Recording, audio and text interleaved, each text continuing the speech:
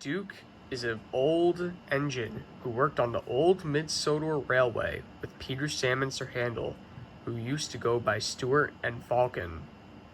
After the line closed down, Duke was left in a shed to be forgotten to time, until later a group of explorers found him and took him back to the new Skarloey Railway, where he was reunited with his old companions.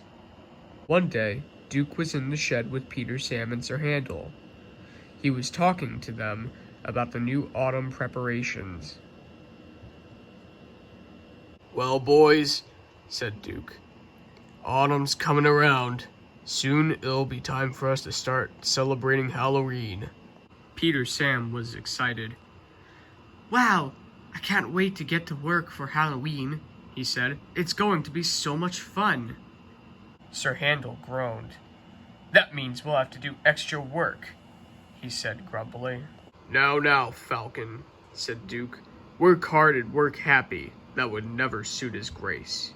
Peter, Sam, and Sir Handel rolled their eyes and laughed. "I'm serious," said Duke. "That would not suit his grace. Be off with you, you impertinent scallywags." Peter, Sam, and Sir Handel puffed away. Duke sighed and smiled.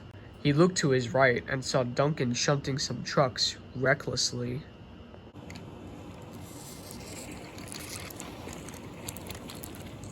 "Careful with those trucks, Duncan," exclaimed Duke. "You could get into an accident, and that would never suit his grace." "Aye, please," said Duncan. "You're not the one shunting the trucks, are you, Duke?" "No, but it's still good to give warnings to those that are close to you," said Duke. "I care about you and all the other engines. I don't want you getting hurt." Duncan scoffed. "Pah! I don't need your help, Duke. I can handle these trucks by myself. Watch me." "Suit yourself," said Duke. "You'll learn it the hard way." Duncan ignored Duke and continued with his work. Eventually, he came across the Center Island Quarry loading zone, where a huge boulder sat on top of a hill.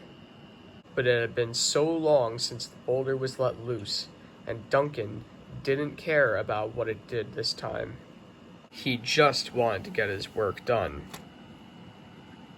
But Duncan was too reckless, and he bumped the trucks too hard, and they hit the rock. Rusty was nearby when he heard the rocks crumble.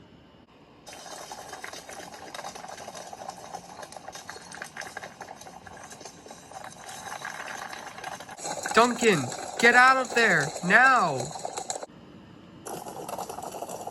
Uh-oh. Duke heard everything. "Duncan, I'm coming!"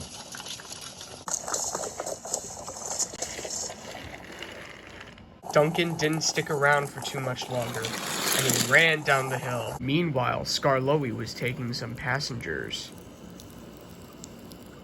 He could see Duncan running away. "Duncan, get out of the way!" It was too late. Skarloey had been switched to the other line. "No!" cried Skarloey. Oof! Skarloey had fell into a ditch. The moss buried his face. Duncan tried to stop, but he couldn't. The trucks kept pushing him further. "Help!" cried Duncan. "My brakes aren't working!" I'm coming, rushed Duke. The two engines collided together. Duke applied his brakes, and soon he got Duncan to a standstill. Duncan gasped. "Whew! Thank you for helping me, Duke." But Duke was too out of breath to say anything. But the trouble didn't stop there. The boulder was now starting to loosen its grip from the hill.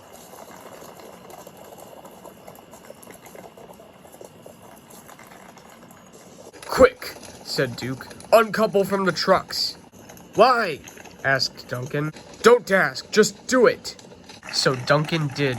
He uncoupled from the trucks and listened to Duke.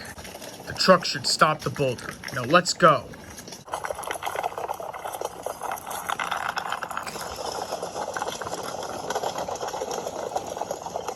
Finally, the boulder fell.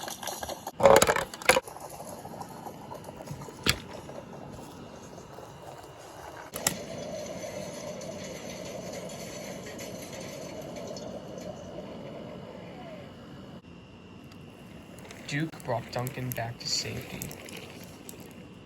Duncan sighed. I'm really sorry for how I acted earlier, Duke. Don't be apologizing to me. Apologize to yourself.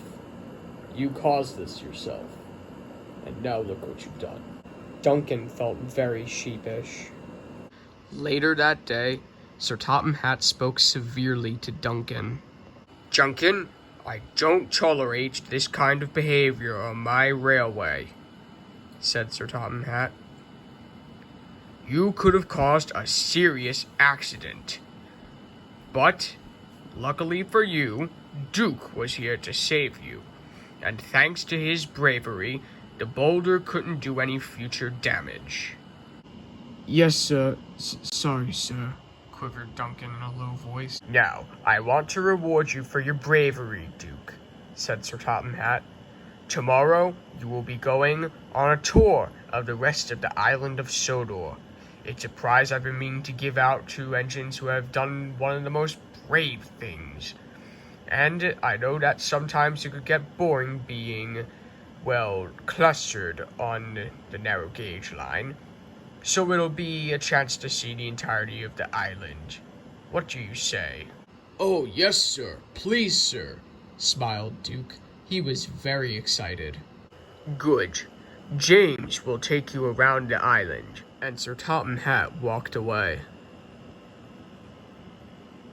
Congratulations, Duke, said Skarloey, whose face was still covered with the bush.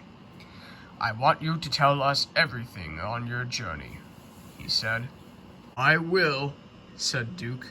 Now, let us get some rest. I think we all have a very big day tomorrow, said Duke.